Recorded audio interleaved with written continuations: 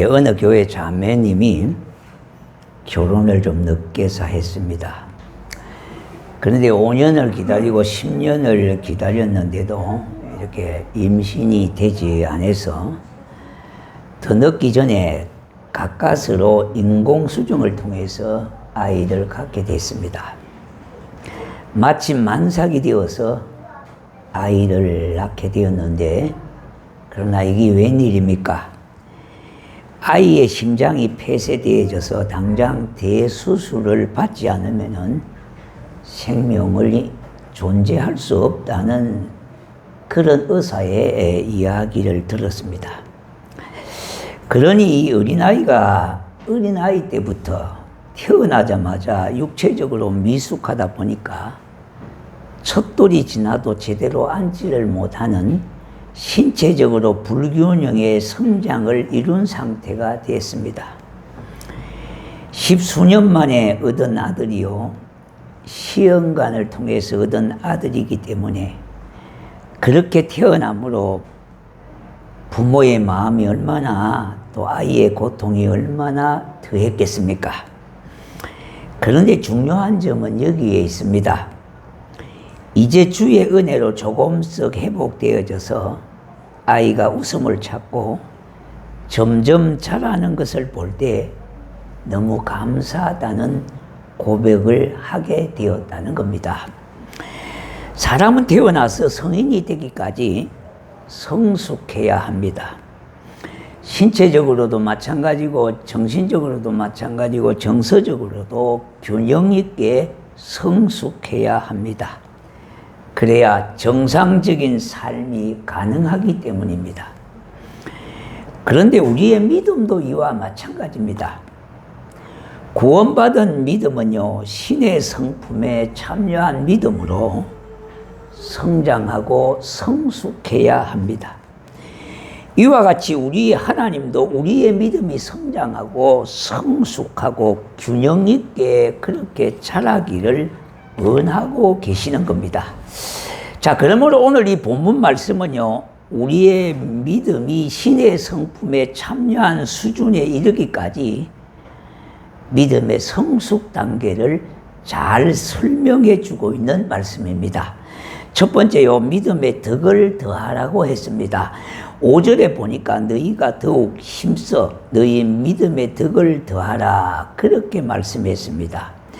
믿음의 성숙을 우리 몸의 심장으로 우리 몸의 성장으로 비유한다면 우리 몸과 뼈에 해당이 되는 겁니다. 뼈대는 우리 육체의 기본이지 않습니까? 그렇잖아요. 예. 이처럼 우리가 하나님을 섬기는 데 있어서 믿음은 기본적인 겁니다. 여기에 말하는 믿음은 구원받은 믿음이요, 하나님하고의 수직적인 그런 관계를 말씀하고 있습니다. 우리의 신앙생활에 이 믿음이 우리 육체의 뼈대와 같습니다. 그런데 아무리 뼈대가 튼튼하다 할지라도 살이 붙지 않으면은 해골에 불과하지 않습니까? 뼈대와 같고 그 뼈에 붙은 살은 우리의 믿음과 덕에 해당되어지는 겁니다. 다시 말씀드린다면 믿음의 덕이 더해진다는 그 말과 같습니다. 교회 생활에서 가만히 보면은요, 어떤 사람은 믿음이 좋은 것 같고 열심도 대단한데 자꾸 인간관계에 문제가 생기는 경우가 있습니다. 자, 이는 믿음이 좋은데 신앙의 덕이 없어서 그렇다는 것입니다. 자, 그런 의미에서 교회는요, 옳고 그름을 따지는 데가 교회가 사실 아닙니다. 교회는 이거보다 더 중요한 것은 뭐냐 하니까 바로 덕을 세우는 겁니다. 나로 인하여 다른 사람도 덕이 되어지고 이 공동체인 교회가 덕이 되어질까? 여기에 우리가 초점을 맞추어야 합니다. 두 번째는요, 덕의 지식을 더하라고 말씀하고 있습니다. 지식은 마치 우리 몸의 신경 조직과 같습니다. 신경 조직은 머리에서부터 모든 몸으로 미세하고 섬세하게 예민하게 연결되어 있습니다. 그러므로 사람은 일단 칭찬이나 격려를 받으면요, 금방 기분이 좋아지게 되는 겁니다. 왜냐하니까 뇌에서 신경 조직을 통해서 기분 좋은 감정이 전달되기 때문인 겁니다. 그러나 나를 비난하고 기분을 상하게 하면은요, 신경이 예민해서 금방 기분이 푹 나빠지게 되어지는 겁니다. 그러므로 사람의 이러한 감정 변화를 고려해서 우리는 좀 남을 배려하고 덕스러운 말을 우리가 많이 해야 합니다. 우리 교회 공동체 중에서도요, 말이 좀 덕스럽지 못해서 많은 사람들에게 상처를 주고 공동체의 불화를 조장하는 분들이 있을 수가 있습니다. 자, 예를 들어서요, 다른 사람에게 우리가 이런 말을 한다면 얼마나 다른 사람을 칭찬하고 배려하는 말이 되겠습니까? 이거는 꼭 그렇다는 말이 아니니까 오해하지 마시기를 바라요. 어쩌면 그렇게 젊어지셨지요. 이런 말을 들으면은 기분 나빠할 사람 아무도 없습니다. 어디선가 뭔가 힘이 불끈불끈 솟아날 겁니다. 어쩌면 그렇게 축복을 많이 받게 생기셨어요. 정말로 이런 말을 들으면은요, 기분이 업이 됩니다. 기분 나빠할 사람은 아무도 없다 이 말입니다. 그러나 반대로 여러분이 반대로 말을 한다면은요, 아무리 유익한 말이라 하더라도, 아무리 바른 말이라고 하더라도 기분 나쁠 수밖에 없습니다. 물론 얼굴이 잘못생긴 사람한테요, 얼굴이 장난이 아니십니다 이렇게 얘기하면은 기분 좋아할 사람 아무도 없습니다. 그게 바른 말일 수가 있습니다. 또 이런 것이 있습니다. 자, 어떤 사람이 인상을 많이 씁니다. 인상 되게 더럽습니다 이렇게 얘기하면은 백에 하나 천에 하나 모두가 다 기분 더럽다 그럴 겁니다. 왜냐하면은요, 우리 머릿속에 이런 소리나 지식이 들어가서 모든 신경 조직에 전달되기 때문에 기분이 확 나빠져서 기운이 빠지게 되어지는 겁니다. 자, 마찬가지로 우리 신앙생활을 하면서도요, 잘못된 말이나 잘못된 지식을 얻게 되면은요, 신앙은 한마디로 곁길로 가게 되는 겁니다. 한방에서 우리의 몸에 중추신경에 바람이 든 것을 중풍 걸렸다 그렇게 말합니다. 중풍이 걸리면은 온몸이 마비가 되어지고 반신불수가 되지 않습니까? 마찬가지로 우리가 영적 신경에 마귀 소리나 잘못된 말이 전달되어지면은요, 영적인 중풍병자가 되는 겁니다. 그러므로 덕에 올바른 지식과 생명의 지식을 더하라고 말씀하고 있습니다. 믿음의 덕을요, 정말로 덕에 올바른 지식과 생명의 지식을 더하라. 그래야 덕스러운 신앙, 성숙한 신앙, 균형 잡힌 신앙이 되어지기 때문입니다. 세 번째는요, 지식의 절제를 더하는 겁니다. 지식의 절제를 더하라고 했는데, 사람이 아무리 은혜의 말씀과 생명의 지식이 넘쳐 흐르고요, 내 안에 어떤 역동적인 은혜가 충만한다 할지라도 때로는 절제해야 될 때가 있습니다. 하나님이 우리에게 주신 은혜와 은사가 모든 것이 하나님 안에서 가하고 충만한 것 사실입니다. 그러나 때로는 절제해야 될 때도 있는 겁니다. 굽힐 줄 모르는 불굴의 믿음이 있지만은 때로는 사람들 앞에서 자제하고 스스로를 다스릴 줄 알아야 하는 겁니다. 내가 안다고 해서 함부로 말하는 것도 아닙니다. 더군다나 교회에서는 내가 알고도 때로는 모르게 넘어가는 때가 있는 겁니다.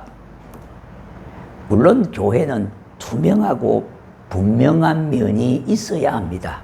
그걸 부정하지 않습니다. 그렇다고 다 드러내고 말하고 옳고 그름을 밝히는 것이 아니라는 겁니다. 이거는 교회뿐만 아니라 우리 가정에도 마찬가지입니다. 옳고 그름을 다 밝히고 그저 구분을 하고 그렇게 따진다면은요, 그 앞에 어떻게 사람이 살아날 수가 있겠습니까? 그래서 우리는 어떠한 은혜와 어떠한 것들이라도요, 정말로 이것이 나로 인하여 다른 사람에게 덕이 되어지고 교회에 덕이 되어질 것인가, 이걸 먼저 생각해야 된다 이 말입니다. 그래야 지식에 덕을 더하게 되는 겁니다. 네 번째는요, 절제에 인내를 더하라고 했습니다. 인내는 마치 우리 몸 속에 있는 근육과 힘줄과 같습니다. 그런데 이 힘줄과 근육이 하루아침에 생기지 않잖아요. 우리가 여러분들 보면 이제 꾸준히 운동하시는 분들도 계실 겁니다. 그런데 하루아침에 근육이 서면 얼마나 좋겠습니까?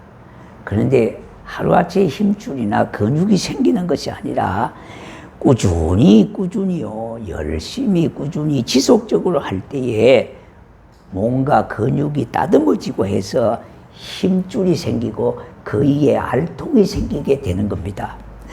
마찬가지로 우리의 신앙에도 인내가 있어야 아름답고 균형 있는 신앙 성숙을 이룰 수가 있습니다.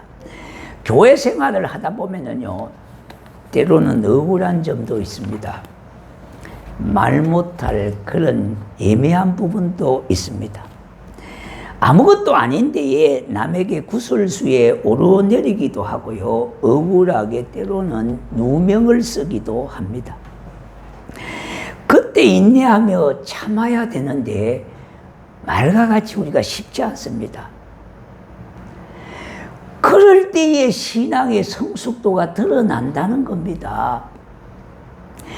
이를 악물고 십자가에 죽으신 주님을 바라보면서 참고 또 참아야, 그래야 주님의 의를 이룰 수가 있는데, 우리는 한 번, 두 번까지는 참지만은 더 이상은 못 참겠다고 해가지고 한두 번 참았던 것 플러스 세 번까지 다 합쳐가 한 목에 쏟아버리니까 완전히 뭡니까? 일반 세상 사람들보다 더 험악한 꼴을 보게 되는 거예요. 참는 짐에 끝까지 참으셔야 결과가 아름답죠. 우리는 한두 번은 다 잘 참습니다. 네. 그런데 주님을 생각하신다면은 끝까지 참을 수가 있는 것입니다. 그래야 내 영혼에 아름다운 근육과 알통이 생기는 겁니다. 그러므로 신앙에도 인내가 이렇게 필요하다는 겁니다. 교회 생활에서 나 하고 싶은 말을 다 하고 내 성격대로 다 해버리고 내 참지 못한 것을 다 드러낸다면은 그것이 얼마나 추하고 부끄러운 삶인지요. 우리 한번 자각하셔야 됩니다. 우리가 참다 못 참을 딴 그런 생각이 들거든. 한 번만 더 참아보자. 십자가에 달리신 주님을 생각하면서 그 얼굴을 바라보면서 오늘도 내가 한 번만 참아보자. 이를 악물고 참아보자. 바로 이것이 인내가 되어지는 겁니다. 그래서 이 인내가 있을 때에 내 영혼에 멋진 근육이 생기고 알통의 축복이 다가오게 되는 겁니다. 다섯 번째는요, 인내에 경건을 더하라고 그랬습니다. 이제는 인내에 경건을 더하라는 말인데요, 경건에 형제 우애를 또 더하라고 그랬습니다.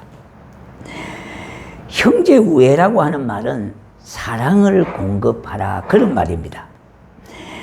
이렇게 해야 하면은 신앙의 정상적이고 균형 잡힌 성숙을 강조하고 있는 겁니다. 신앙에는요, 결과적으로 모든 것을 사랑으로 가셔야 돼요. 그렇게 가지 않으면은 결국은 우리의 신앙이요, 소리나는 꽹과리에 불과할 수가 있다 이 말입니다. 어디까지 말하고 있습니까? 신의 성품에 참여하기까지 그렇게 하라는 겁니다. 우리의 신앙의 최종 목표는 예수 그리스도를 닮아가는 거예요. 주 닮아가는 거요. 그래서 주답교회가 있습니다. 우리 구역도 예수 닮은 애당구역이 있지 않습니까? 신앙의 최종 목표의 성숙도가 예수 닮아가는 거예요. 그래서 우리의 신앙이 신의 성품에 이르기까지 성숙하셔야 성숙한 신앙을 가질 수가 있고 균형 있는 신앙을 가질 수가 있는 겁니다. 어떤 경우도 한쪽으로 치우치서는 안 돼요. 오늘날 어느 교회를 보면은요, 어떤 면에서 치우치는 교회가 있어요. 어떤 교회는 선교를 열심히 하는 교회가 있고요.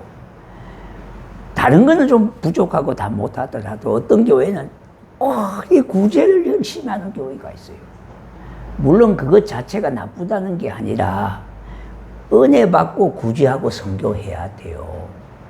다시 말씀드린다면 예배가 기본이고 예배가 하나님 앞에 제일 중요한 건데, 그와 같은 교회들은 예배가 불성실해요. 불성실해요. 그러니까 그것이 잘못됐다는 겁니다. 왜? 균형을 잃어버렸다는 겁니다. 물론 이것 잘하고 저것 잘하고 다 잘할 수는 없지만은 그래도 보통적으로 균형을 이루는 교회가 되어져야 된다 이 말입니다. 교회뿐만 아니라 우리의 신앙도 마찬가지입니다. 어느 한쪽에 굉장히 치우치는 사람이 있어요. 그래서 어떤 교회는 아주 선교에 강한 교회, 우리 교회는 구제에 강한 교회, 우리 교회는 찬양에 강한 교회, 우리 교회는요 아주 구역이, 이런 것이 장점이 될 수도 있지만은 전체적으로 볼 때 균형을 잊어버리게 되어지는 겁니다. 그래서 우리의 신앙도 균형 있는 신앙으로 회복을 하셔야 돼요. 교회도 마찬가지입니다. 균형적으로 발전하고 성장해 나가야 되는 겁니다.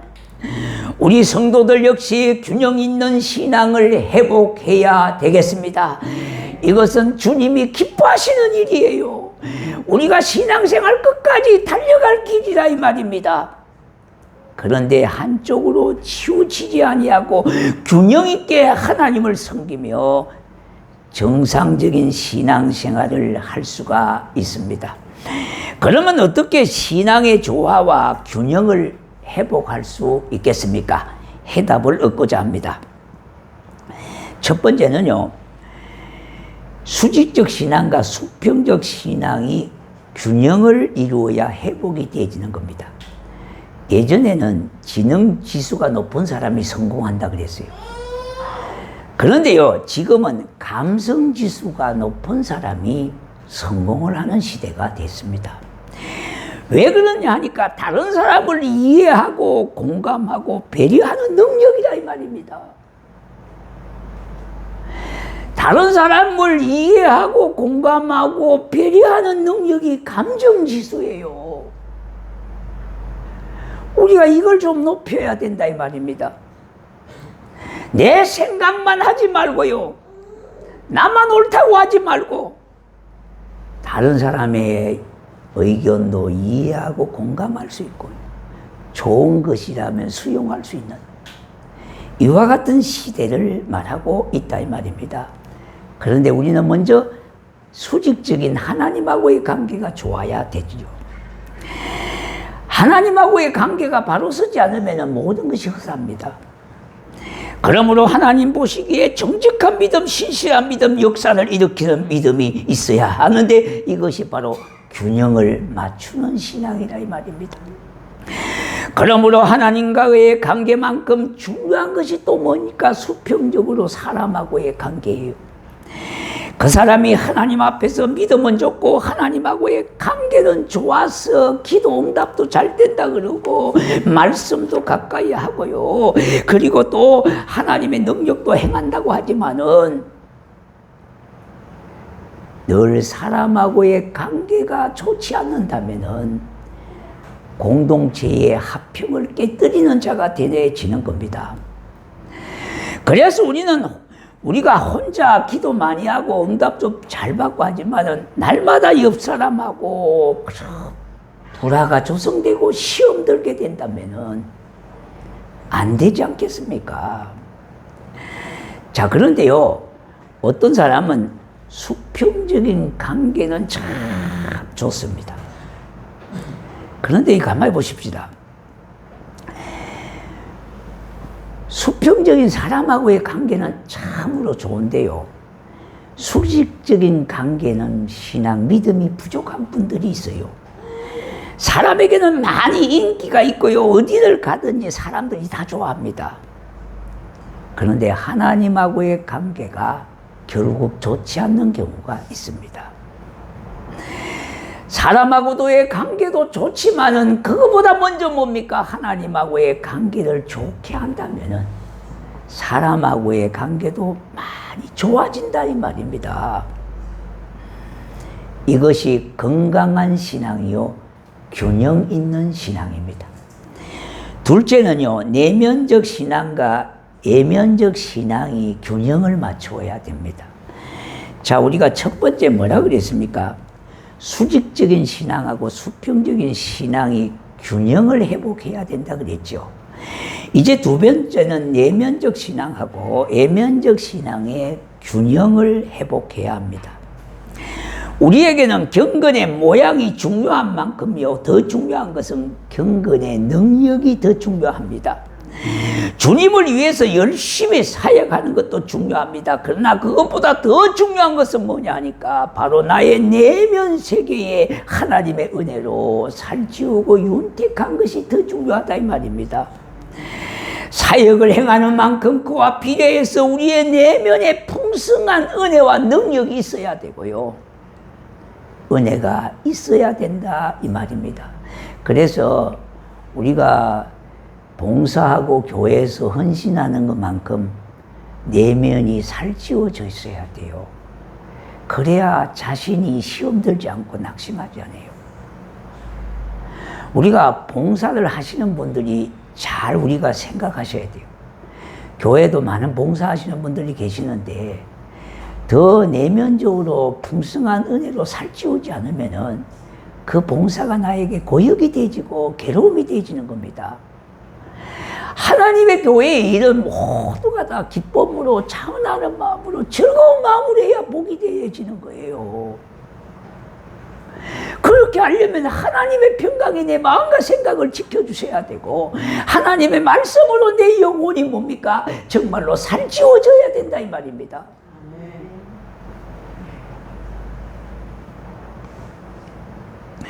그러므로 우리는 하나님의 그 관계가 참 중요하다 이 말입니다. 그런 사람에게 어떤 문이 열립니까? 하늘 문이 열려지게 되는 겁니다.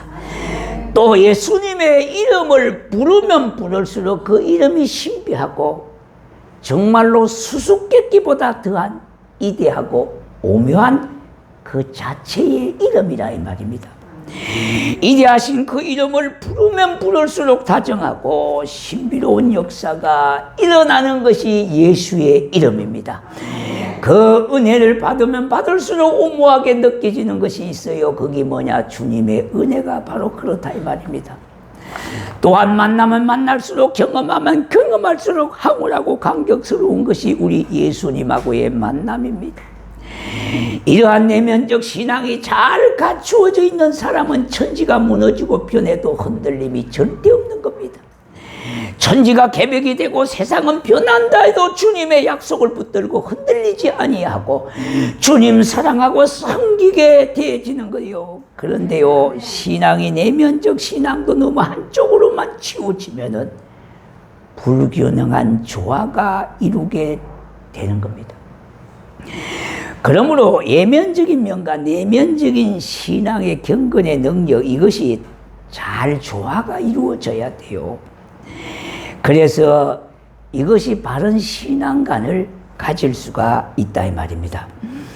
셋째는요, 현재의 신앙과 종말적 신앙이 균형을 이루셔야 돼요. 오늘만 바라보고 사는 것도 아니라 우리의 소망은 미래가 더 크게 있듯이요, 오늘을 최선을 다해서 살아야 되지만은 우리의 최종적인 종착역은 다음, 내일이라는 겁니다. 우리는 현재의 거룩함과 경건함이 가득해야 합니다. 또 현실을 충실하게 우리가 살아야 합니다.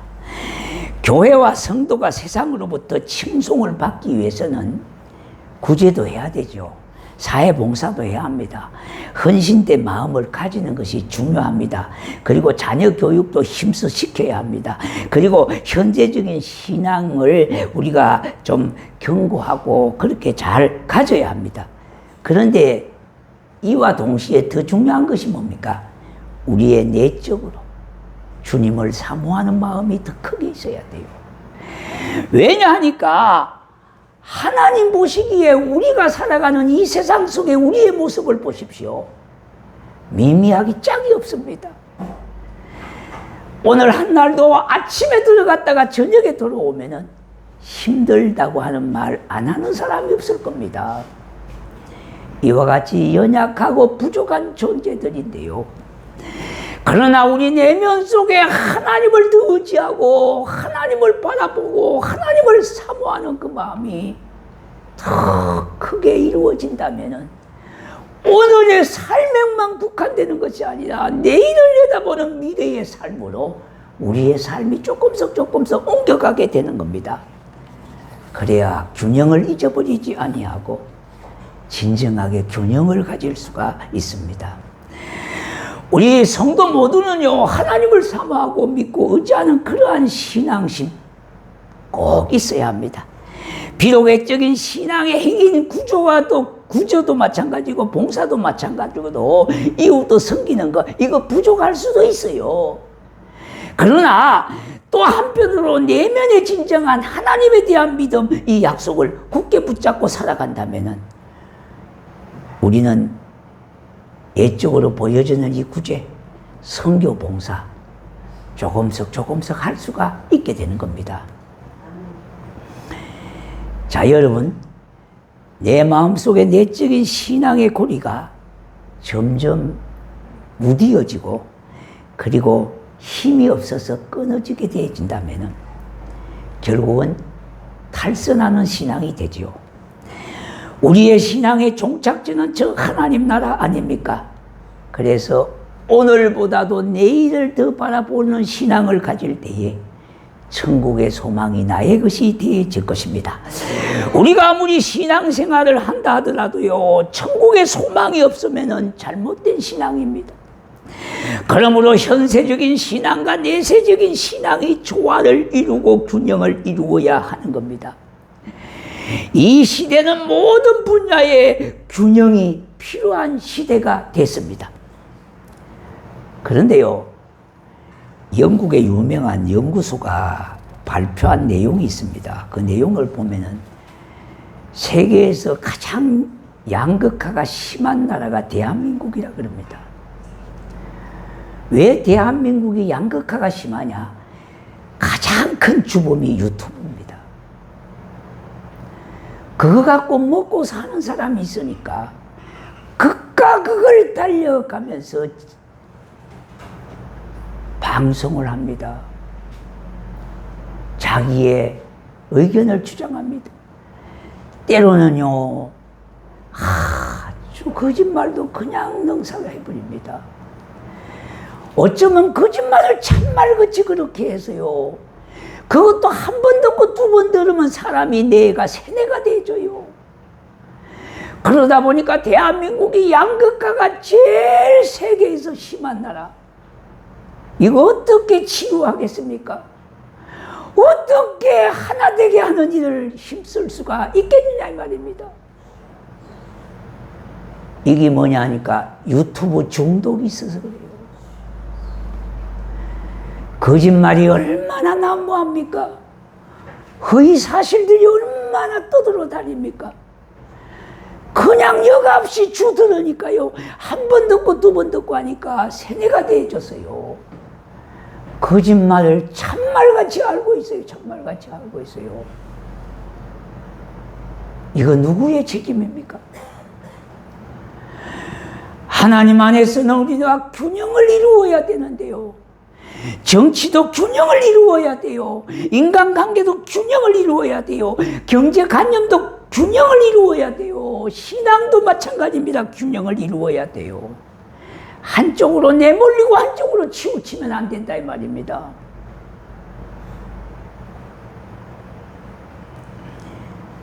교회 동안 균형을 유지해야 되고요. 이 세상과 교회가 어떻게 해요? 균형을 이루어 나가야 된다 이 말입니다.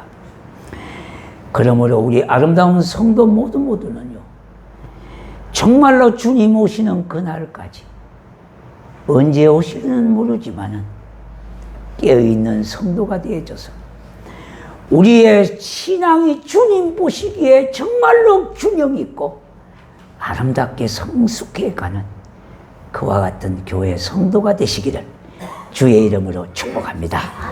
네, 우리 찬양